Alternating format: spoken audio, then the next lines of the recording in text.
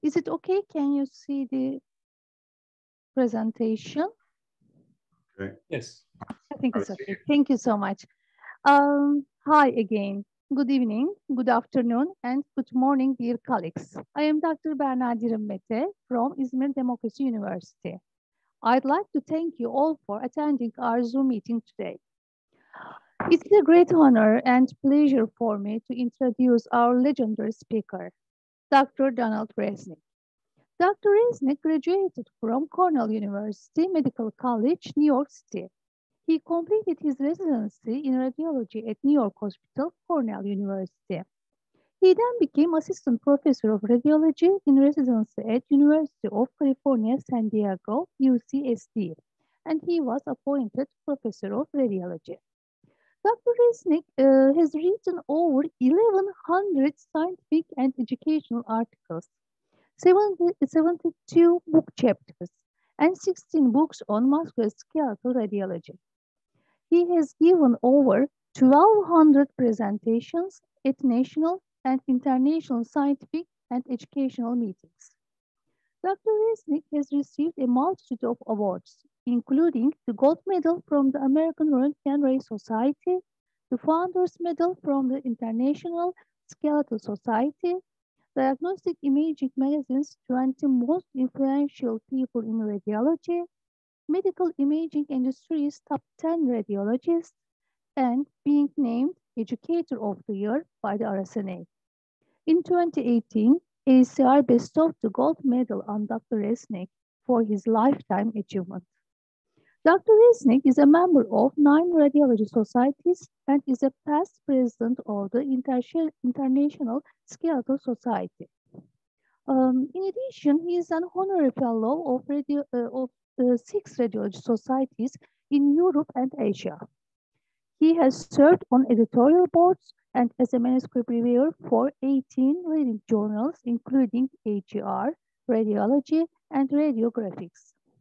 More than 150 clinical fellows and 400 international research fellows from over 20 countries throughout the world have received one-on-one training through his fellowship programs. Amazingly, 70% of these fellows pursued academic careers after their training. More than 1,000 visitors have come to his base of operations, known as the Bone Pit. It is with good reason that Dr. Resnick is often referred to as the father of present-day musculoskeletal radiology. It is my great pleasure to present Dr. Donald Resnick. Dr. Resnick, we are all excited to hear your great lecture. Thank you for being here. Okay, you need to let me share my screen though. I can't, well. Okay. Now you can do. Okay, let's see if I can do this. Okay. Okay, let's see. 1 second here. We can see now. Okay, I just want to check everybody can hear me and everybody can see my screen, I hope. Berna, it's a I think so. It's okay now. We can see it clearly. It's a privilege for me to be here, and I appreciate so much your introduction. As I mentioned, as we were talking before the start of this particular lecture, I enjoy this opportunity because I can talk not only about MR imaging, but also about conventional radiography, and particularly the teaching method of comparing what we see on our imaging studies with what the gross pathology and histology are when you study it pathologically. I have 3 general objectives that I will cover in this 40-minute lecture. 1, to review some of the important rheumatologic disorders that affect the spine and the sacroiliac joint, emphasizing imaging pathologic correlation. Number 2, to stress the distribution of abnormalities in the sacroiliac joint in many of these disorders, And we'll use Ankylosing Spondylitis as our point of reference. And number 3, to document a number of disorders that involve the spine, particularly the upper cervical spine, where we'll use rheumatoid arthritis as our point of reference. Now, one of the important things that I've learned through the years is that one must know anatomy in order to recognize pathology. So let's begin by looking at a little bit of the anatomy of discovertebral junction. This is my simple drawing of a sagittal section through the discovertebral junction, with this being anterior and this being posterior. As you look at this, you can see that each vertebral body has an elevated rim and a central depression. The central depression is covered by a cartilaginous end plate. Each intervertebral disc has a rather central portion known as the nucleus propulsus, surrounded by concentric fibers that we know as the annulus fibrosus. One of the important aspects of the anatomy, which will become important in a few minutes, is that the outer annular fibers attach to the vertebral body as strong fibers known as Sharpie fibers. And please note that they attach not at the corner of the vertebral body, but several millimeters from the corner. Anteriorly, we have the anterior longitudinal ligament, and posteriorly, we have the posterior longitudinal ligament. Now, there are 2 degenerative diseases that involve the intervertebral disc. These diseases occur in all of us as we get older. That's the bad news. The good news is that many times they are asymptomatic. Both of these diseases have fancy long names. The names are not important, but the concepts behind these 2 diseases are important. The first disease is intervertebral osteochondrosis. It relates primarily to degeneration involving the nucleus propulsus of the intervertebral disc. The second degenerative disease is known as Spondylosis Deformance. And although there are various theories as to where this disease begins, it appears to begin in the outer fibers of the annulus fibrosus. So 2 degenerative diseases, 2 complicated names, 2 common disorders that many of you who are listening to me lecture today will develop or have already developed. Let's begin by looking at intervertebral osteochondrosis.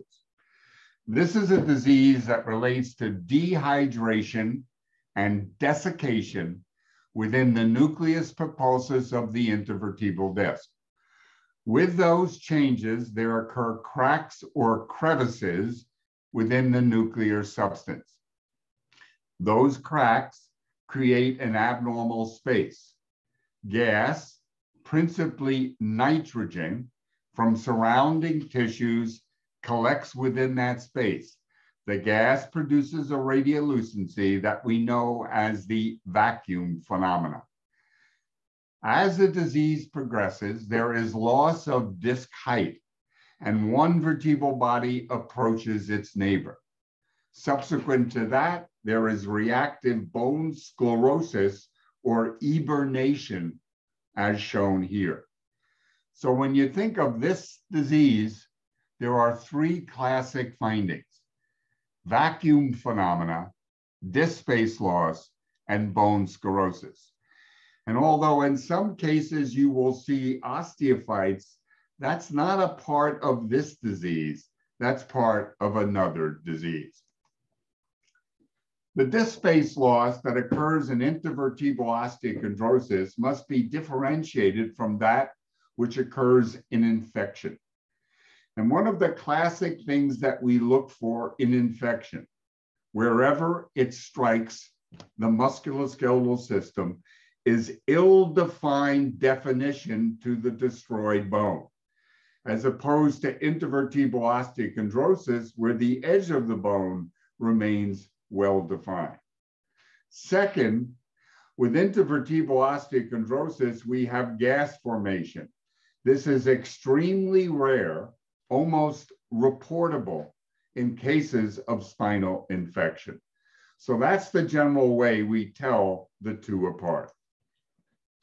The sclerosis of intervertebral osteochondrosis differs from the sclerosis in this disease. This disease, excuse me, goes by a variety of names, one of which is idiopathic hemispherical sclerosis.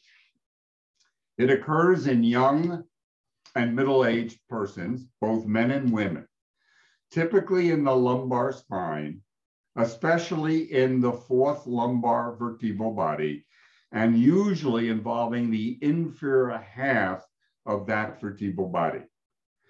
The cause of it is not entirely clear, but it can occur with a normal adjacent intervertebral disc. This is a painful condition, all right, hot on bone scan, dominated by low signal on MR imaging. Note that the sclerosis is helmet-shaped, very characteristic of this disorder. The sclerosis of intervertebral osteochondrosis differs from the typical pattern we see with prostate cancer, metastatic to bone. As you all know, this can produce a chalk-like appearance known as the ivory vertebral body, shown in this case.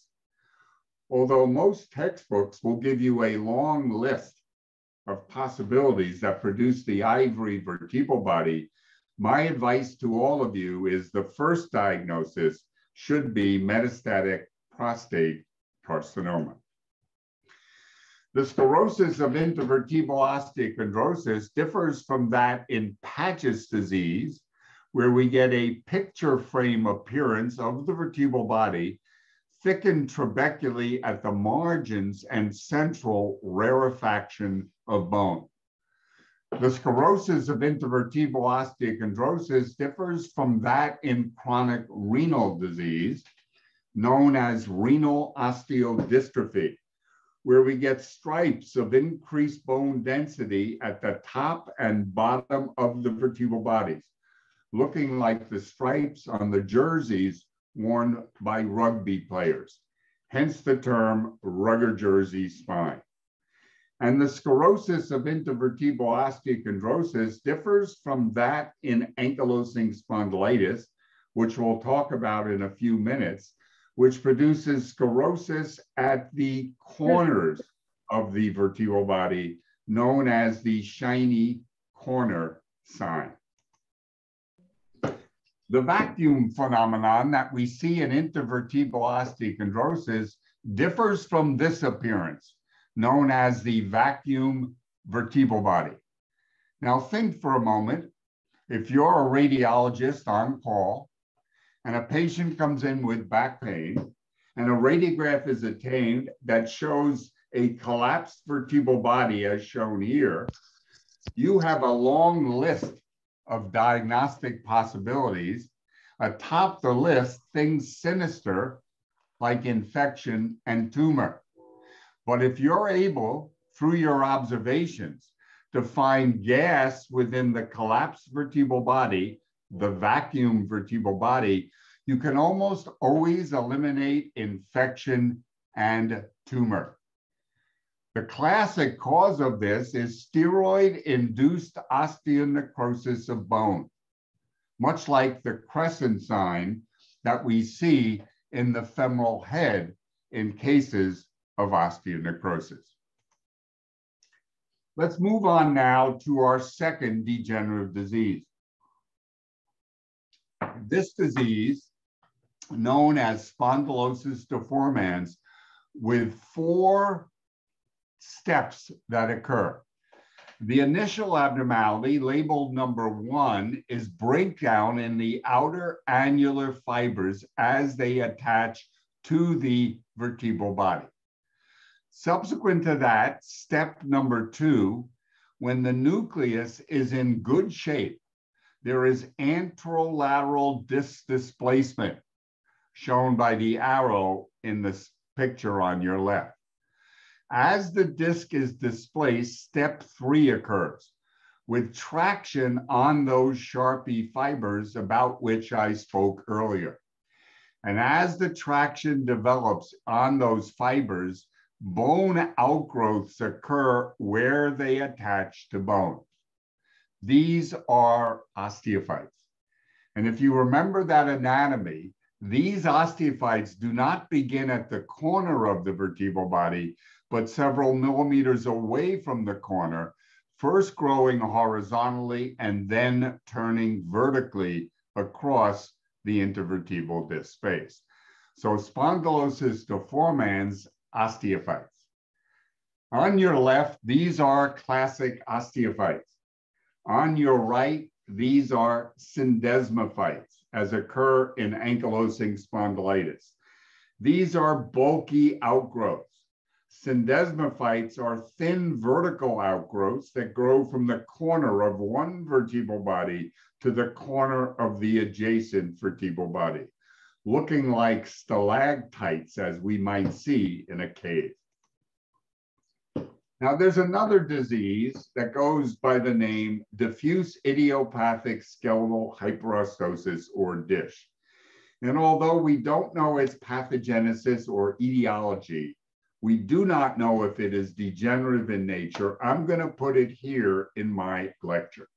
I love this disease because you see, this common disease seen in elderly people ties together a lot of the odds and ends that we see in radiographs of the skeleton.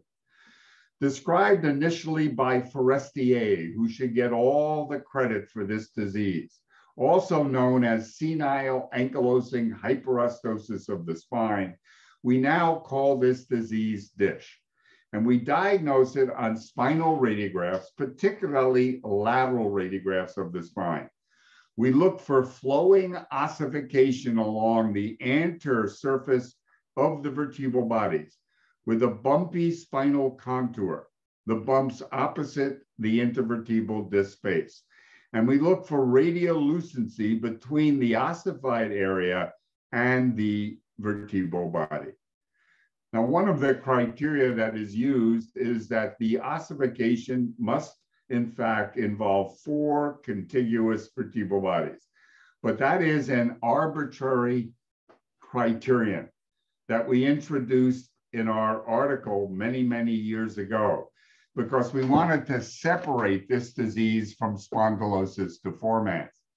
This can occur with less than 4 contiguous vertebral bodies, but the confidence in the diagnosis becomes greater the more ossification you see, typically involving the right side of the thoracic spine, the aorta preventing bone formation on the left side, and growing as a shell of bone along the anterior aspect of the vertebral bodies and intervertebral discs. This is DISH, or diffuse idiopathic skeletal hyperostosis. Now, I love this disease so much that I decided I would travel up to Los Angeles to learn more about it. And I love San Diego. I'm not a big fan of Los Angeles. It's a bit too big for me. But we went up there and we went to a museum that is located near the La Brea tar pits that has the skeletons of saber-toothed tigers that it has studied through the years. And we were able to gain access to these spines of the saber-toothed tiger, showing that those tigers that lived years and years ago also had DISH. And at that same museum, we were able to study the spines of the dire wolf, a mammal that lived millions of years ago. And when we studied the spine of this animal, ferocious in appearance, this animal also had DISH. Now, to be honest, this is not a radiograph of a dire wolf. This is a radiograph of a dog, a modern dog. But dogs and the dire wolf indeed have DISH. And the reason I fell in love with this disease and the reason we called it DISH is it involved more than just the spine. It involved the entire skeleton. In the pelvis, it led to enthesophytes about the hips, ligament ossification, para-articular osteophytes, and one particular sign that was my favorite. And that sign was a bridge over the symphysis pubis. Now that may look peculiar, but all I have to do is turn that sideways. And it looks like what we see at the discovertebral junction in the spine. Here's another example of DISH with extraspinal manifestations showing bone excrescences and ligament ossification. And as you look at this example, observe that in some cases of DISH, there is ossification behind the vertebral bodies and intervertebral discs. This is ossification in the posterior longitudinal ligament. So let's look at ossification of the posterior longitudinal ligament. This is a disease originally described in Japan. It was known as Japanese disease. We now know it is worldwide in distribution. It may or may not be accompanied by DISH. In this case, it is. It's a disease of the cervical spine that can lead to segmental or continuous ossification that narrows the spinal canal. So in some cases, OPLL requires surgical intervention to open up the spinal canal owing to neurologic dysfunction. Here's another example, this one shown by MR imaging. The arrows showing you the low signal of the ossified posterior longitudinal ligament. Now, there are many other causes of spinal outgrowths. On this slide, I show you a short list, and I image one of them with a fancy name. This is known as sternocostoclavicular hyperostosis. Well named because the ossification occurs around the sternum, around the clavicles, and in the soft tissues between the two, often involving the upper ribs as well. When you look at patients who have sternocostoclavicular hyperostosis, they may have spine involvement that can simulate DISH. Sternocostoclavicular hyperostosis is part of another syndrome that we know as SAPHO, S-A-P-H-O, standing for synovitis, acne, pustulosis, hyperostosis, and osteitis. And you see this disease and all of SAPHO ties together pustular skin lesions with skeletal abnormalities. And those skeletal abnormalities may involve various regions of the skeleton, including the sternum and clavicle, as shown in this case. Well, let's move on to the sacroiliac joints, where the key to diagnosis is distribution of the abnormalities. So at the outset of this discussion, let me show you this table. In this table, there are 4 columns of information. In the first, a number of diseases are listed. In the second, some are bilateral and symmetrical, some are bilateral and asymmetrical, some are unilateral, and others can be any of these 3 choices. So we're going to go through some of these diseases looking at their distribution. The most common disease that involves the sacroiliac joint is degenerative in nature. So let's look at the degenerative diseases of the sacroiliac joint. The degenerative diseases in this location are 2 in number. If the disease involves the synovial portion of the joint, we call it osteoarthrosis. If it involves the ligamentous portion above the synovial line joint, we call it a degenerative enthesopathy. Osteoarthrosis most typically is bilateral, symmetrical, or asymmetrical, and it is usually asymptomatic.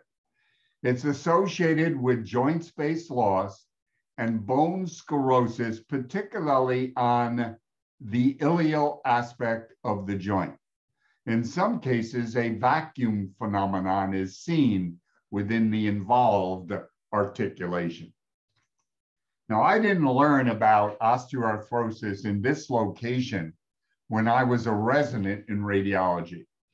So when I arrived in San Diego, now as a faculty member, on the first day, I came across a case that looked like this. And I had a little bit of confusion about this case. What I saw back at that time was a radiodense lesion in this area.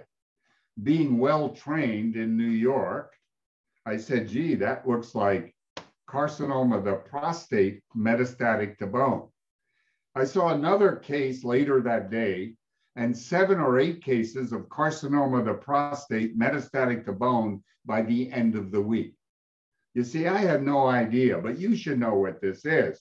This is not carcinoma of the prostate.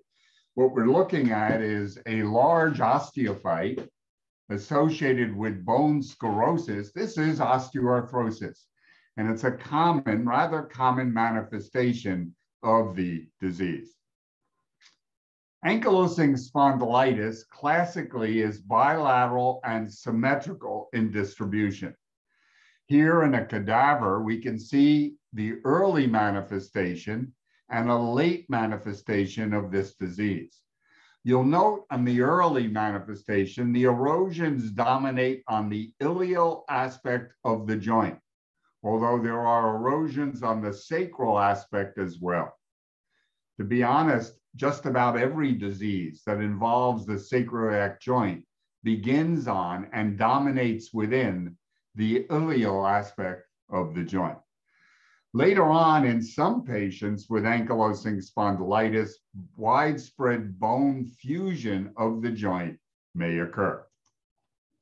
Here we can see with plain film and with CT, bilateral involvement of the sacroiliac joints, a little bit worse on the right than on the left side, more sclerosis, but look at the irregularity of the surface, erosions dominating on the ilial side. Now we can see this disease with MRI, and our rheumatologists are indeed very excited about the role of MR in the assessment of this disease. So in our practice, when we look and try to design the MR sequences for this disease, we use a coronal image along the long axis of that sacrum and a transversal-like image at right angles to that long axis. And here's what the changes look like: erosive abnormality, but the main abnormality that we see on MR is the inflammatory response occurring here in a bilateral symmetrical fashion. So this is what it looks like. And as has been pointed out, that if you study this disease in a later stage of disease, there is backfill of the erosions and fatty metaplasia in the area of involvement, characteristic changes of sacroiliitis in ankylosing spondylitis. Now we turn our attention to the spine and to the discovertebral junction. One of the findings, as I mentioned earlier, is known as the shiny corner sign. It's an osteitis that occurs where the annular fibers attach to bone and is known as the Romanus lesion of ankylosing spondylitis. This is what it looks like in a cadaver. We can see the Romanus lesion with MR imaging. Here, the arrows point to involvement of several of the vertebral bodies. You'll note the bright signal on the stir sequence at the corners of the vertebral body. This then, the Romanus lesion. The second lesion that occurs at the discovertebral junction in ankylosing spondylitis is the Anderson lesion.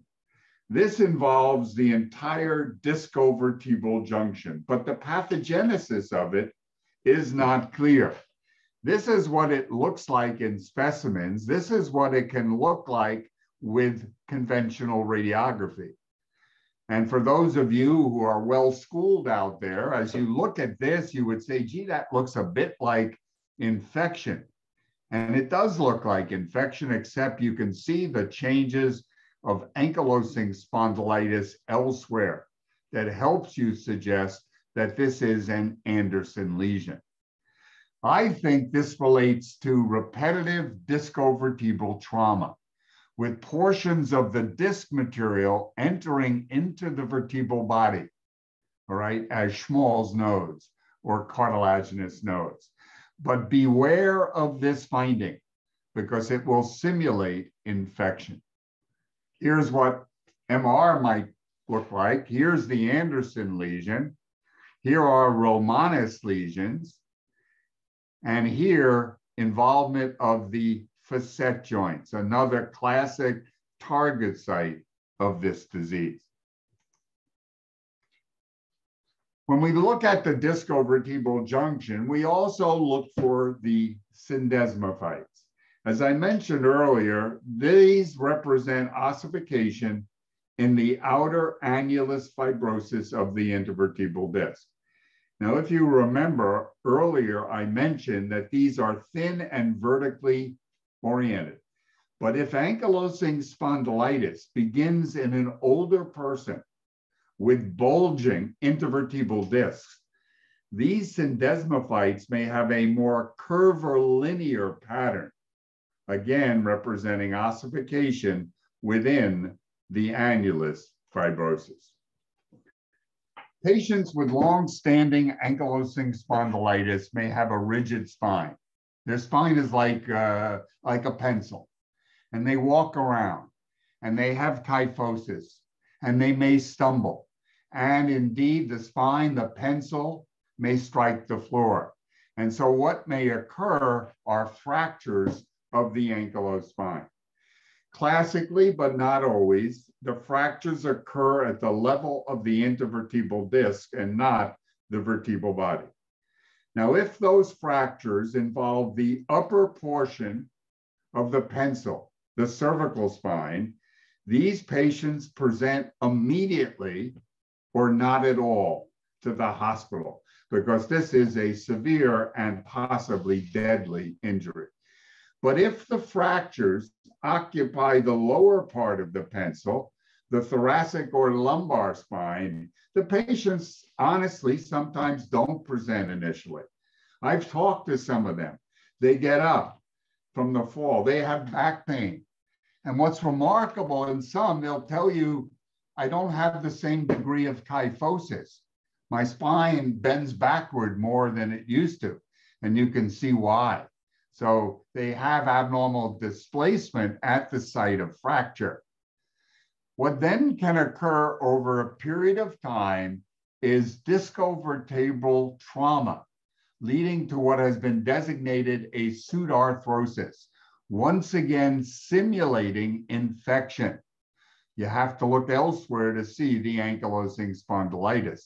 And you also often will see the fracture line through the ossified posterior elements. Now in psoriasis and in reactive arthritis, what we used to call Reiter's syndrome, sacroiliitis has a more varied distribution. Typically bilateral, but it may be symmetrical or asymmetrical, rarely unilateral in distribution. So in some cases, for example, in psoriasis, the changes look like ankylosing spondylitis, bilateral, symmetrical sacroiliitis. And so you can't tell the difference looking at the sacroiliac joint. So what do? You go to the spine. And when you look at the spine in psoriasis or reactive arthritis, there's an interesting phenomenon that you may see. This is known as paravertebral ossification.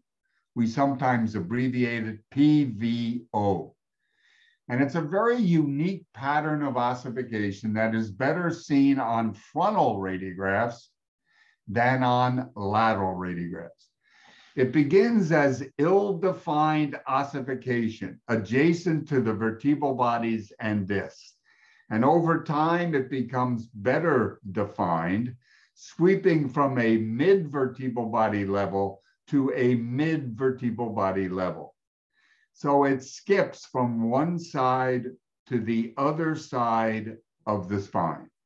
Very, very characteristic of this disorder.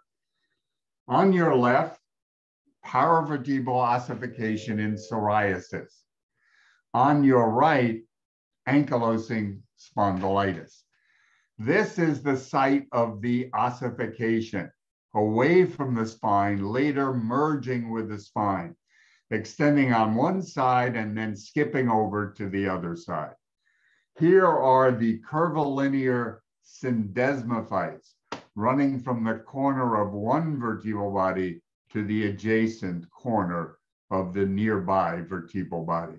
So most of the time you can tell these two disorders apart. Gout uncommonly involves the axial skeleton, but it may. And it may produce sacroiliac joint involvement. But in most of the cases in which I have seen that, there has been widespread gout elsewhere in the skeleton. Here's an example of bilateral symmetrical involvement of the sacroiliac joints in gout in a patient who also had extensive discovertebral erosions in widespread tophaceous gout. But sacroiliac and spinal involvement in gout is unusual. We now move on toward the bottom of the list, and that is rheumatoid arthritis. Sacroiliac joint involvement in rheumatoid is uncommon. It occurs in long-standing disease, and it often is asymmetrical or rarely unilateral. More important than sacroiliac joint involvement in rheumatoid is another finding that you all should know. And it represents insufficiency fractures, particularly involving the sacrum. In patients with rheumatoid, in those with osteoporosis, and in those following radiation, insufficiency fractures may occur in the sacrum and other areas of the pelvis. The classic pattern in the sacrum are these vertical lines at the periphery close to the sacroiliac joint and transverse components as well. These are often obscured with conventional radiography because of overlying gas and soft tissues. On bone scan, this is known as the H or Honda sign, vertical and horizontal components. And on MR, as shown here, or on CT, the fractures may be apparent and the distribution at the periphery of the sacrum becomes evident. These are insufficiency fractures through bone weakened by osteopenia.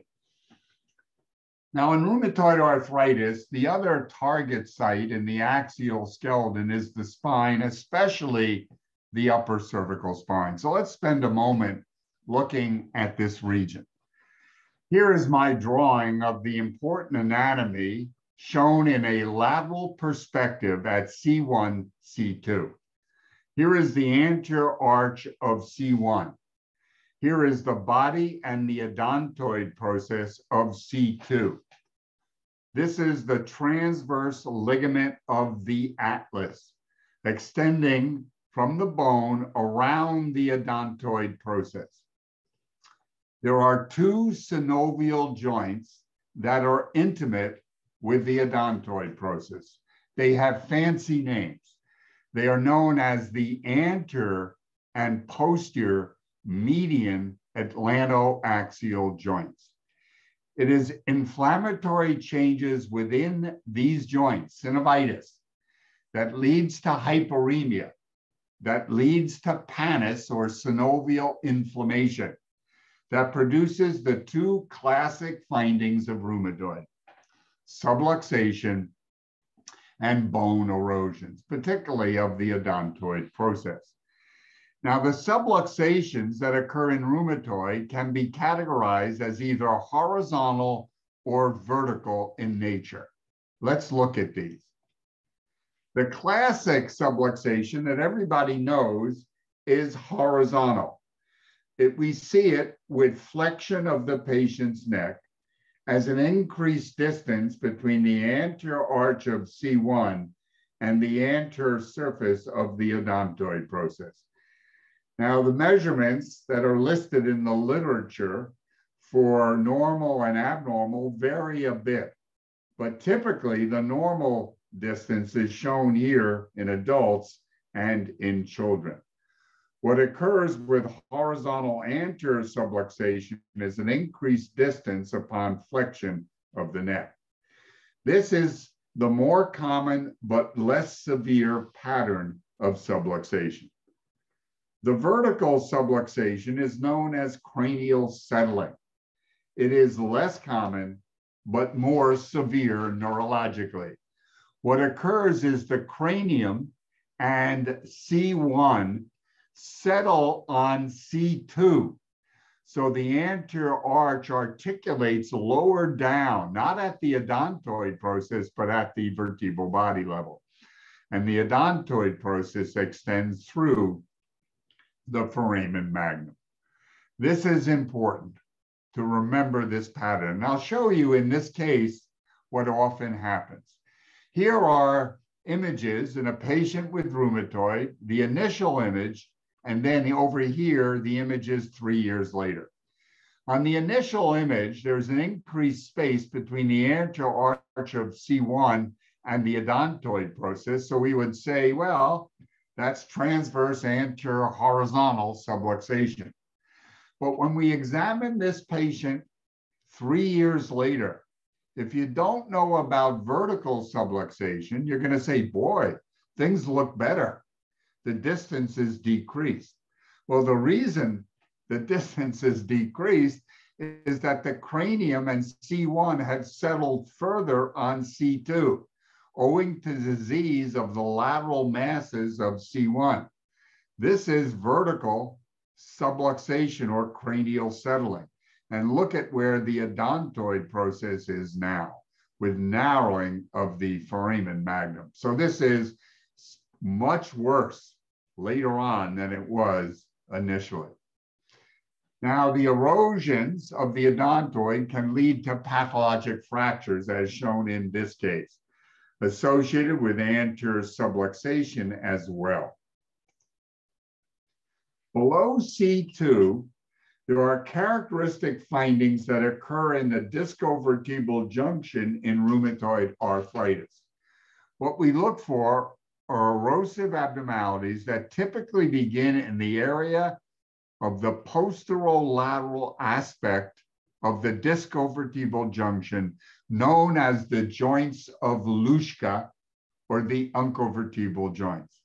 And then the erosive abnormalities extend across the discovertebral junction as shown here. So this looks like degenerative disease, but in some cases there are no osteophytes, and that will help you. In this case, there are osteophytes, so the appearance is a bit confusing. Rarely, spontaneous bone fusion of the discovertebral junction may occur in rheumatoid arthritis. The other finding in the lower cervical spine in rheumatoid arthritis is the stepladder appearance, with multiple subluxations occurring at several discovertebral junctions. Note again the erosive abnormalities of the discovertebral junction and the absence of large osteophytes, particularly at this level.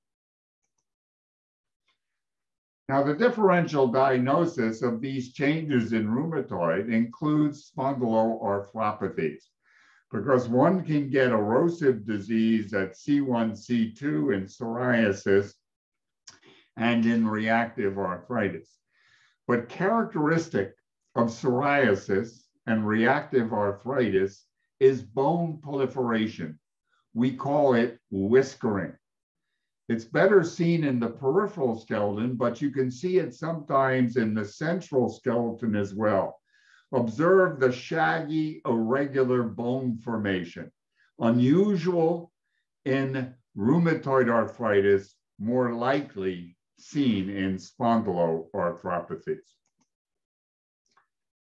If we extend our differential diagnosis of the upper cervical spine in rheumatoid, let me show you a couple other conditions. This is an example of calcific tendinitis in an unusual location. This is within the tendon of the longest colli muscle, typically appearing just below the anterior arch of C1 with extensive soft tissue swelling. These patients have neck pain and difficulty in movement, and therefore you must remember this disease as one of the causes of those findings. Over a period of time, typically measured in weeks, the calcification and the swelling will generally go away. Now, there's another important and common disease that involves this particular area, and that is one of my favorite articular diseases with the long name, calcium pyrophosphate dihydrate crystal deposition disease. Let's abbreviate it CPPD, crystal deposition disease. Now, you may say, gee, that name's so long, I don't want to worry about this disease. So let me mention at the very beginning, except for osteoarthrosis, this is the most common articular disease that you will see. In fact, most of us will get this when we get older, particularly beyond 50 or 60 years of age. Fortunately, in most of us, this is an asymptomatic condition. It involves multiple sites, peripheral skeleton, central skeleton, as I'm showing you here. In the peripheral skeleton, it may produce, not always, but sometimes, gout-like attacks of arthritis. That's the pseudo-gout syndrome. Sometimes it looks like rheumatoid with pseudo-rheumatoid symptoms, and most of the time it's asymptomatic. This disease produces calcification of cartilage. You know it as chondrocalcinosis, but it also produces calcification of tendons, of ligaments, of synovium, and of soft tissues. And one of the ligaments that it gets involved is known as the transverse ligament of the atlas. I showed you that earlier. And this is what the pathology looks like. Now, why do I tell you that? Well, look at this case.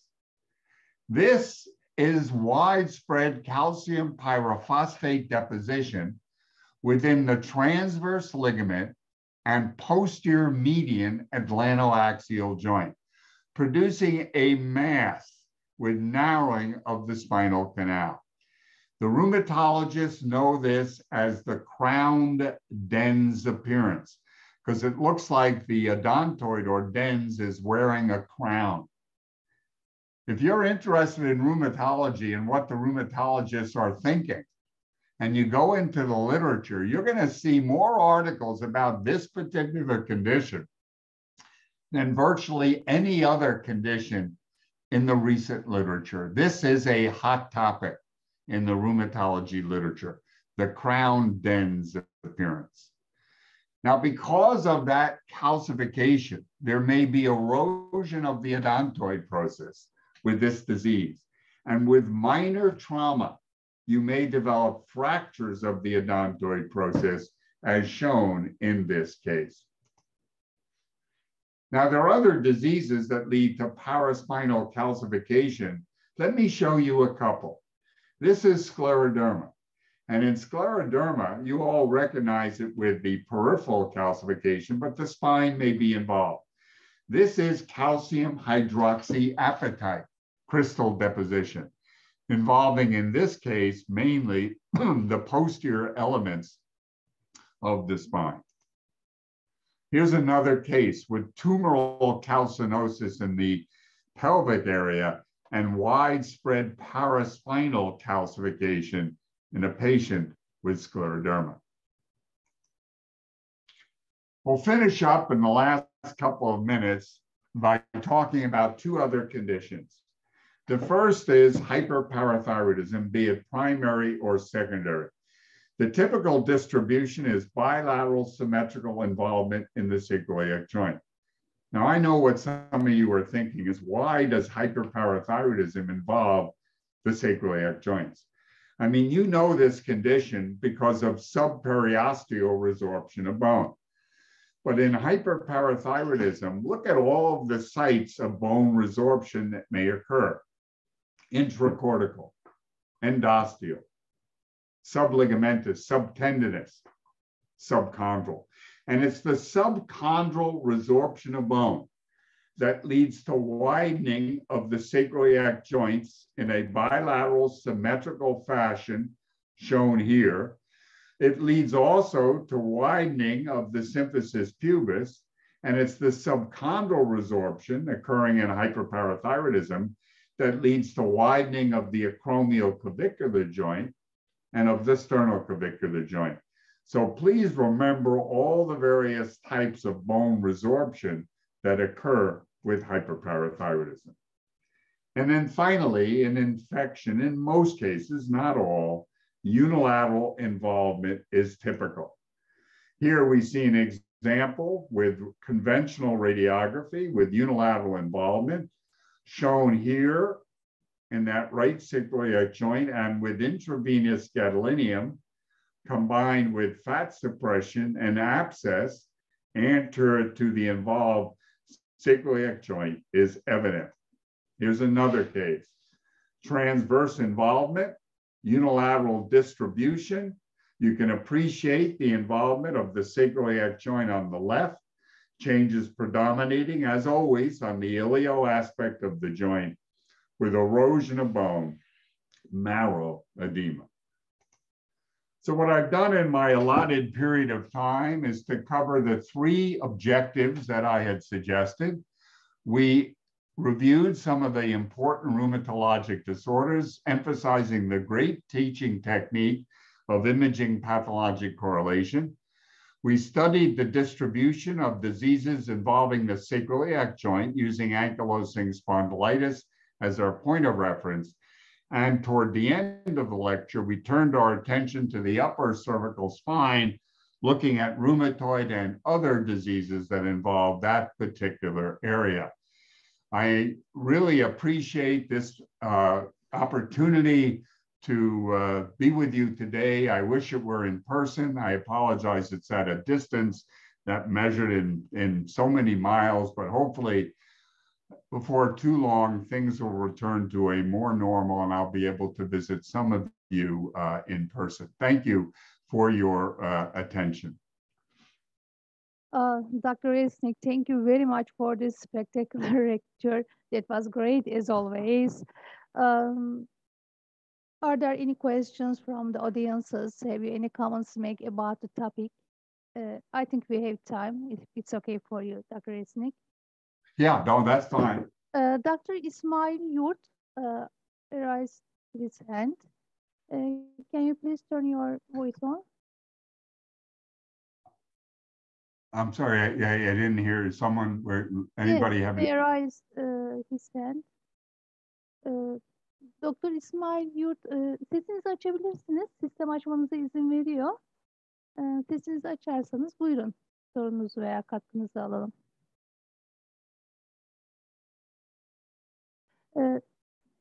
We are waiting for him. Dr. Remde Arkun is here too. Have you any comments to make about the topic, or are there any questions from you, Dr. Arkun? Actually, Dr. Resnick, Hi. Hi. It's a great pleasure for you to see you again. It's so great to see you. Yeah, and all we miss our friends. Hopefully, we will meet in Barcelona next October. I really hope so. I miss seeing you. You look wonderful. It's so great to see you. You too. You are always excellent speaker. We are learning still from you. Thank you very much. Thank you for attending. You know, Berna, I have a question maybe for how much MR are you doing for sacroiliitis and spondylitis? You asked about the daily practice? Yeah, do you, in your practice, do you do uh-huh. MR often for sacroiliitis? Yes, we do. Actually, I think in our education, we have 2 or 3 whole spine MRI, and usually we have, I think so, 3 sacroiliac joints, because there is a well-distinguished hard worker rheumatologist in my former hospital. She really working on ankylosing spondylitis and psoriatic arthritis. This is my daily practice, but I don't know about the other hospitals. I'm just curious. I see there are a couple of questions here, so maybe I'll just address those. One of the questions relates to sacroiliac joint involvement in juvenile idiopathic arthritis, what we used to call JRA.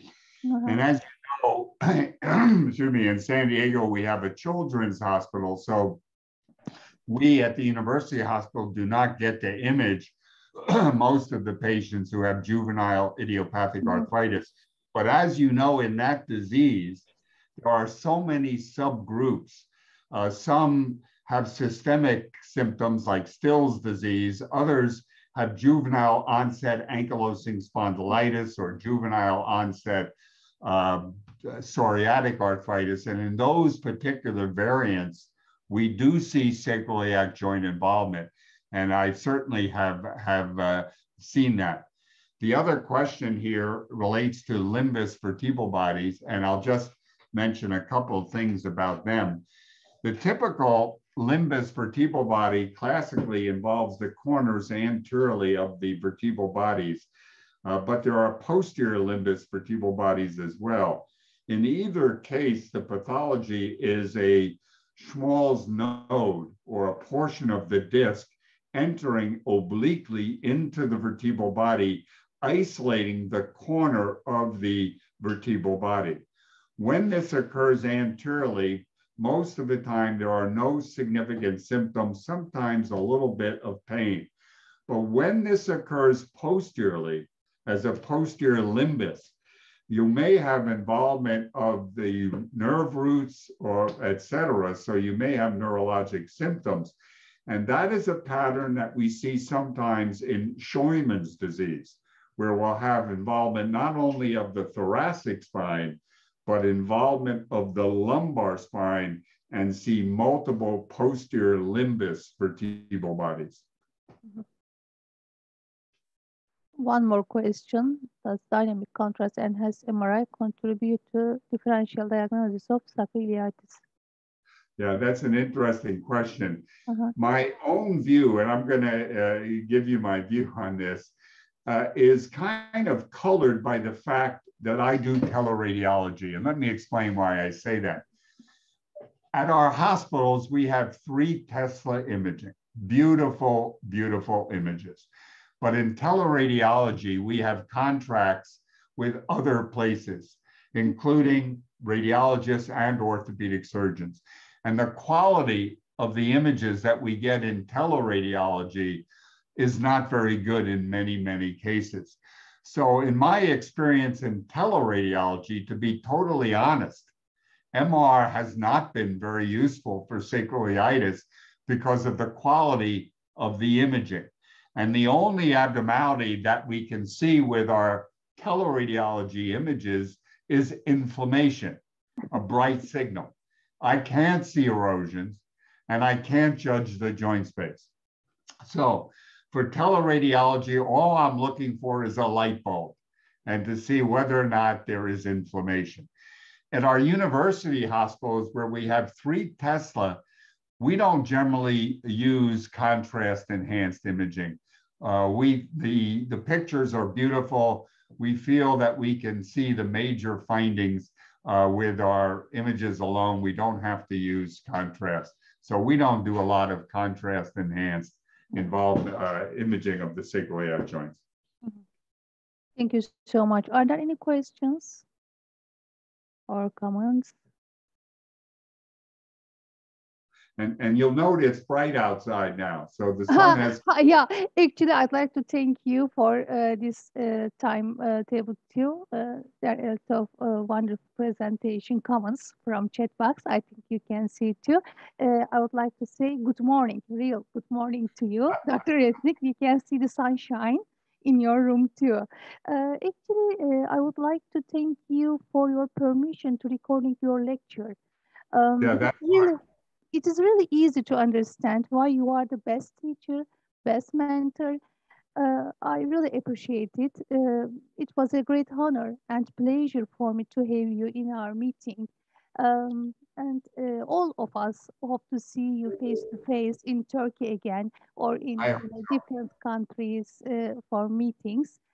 I hope so. I have great memories of my times in Turkey, so I hope I get a chance to come back sometime. We will be very happy to have you here again. I really thanks to our audiences too. Thank you very much for your attention. If it is convenient for you, I'd like to close the meeting. All right. Thank you all very much for attending. And Berna, let's stay in touch, okay?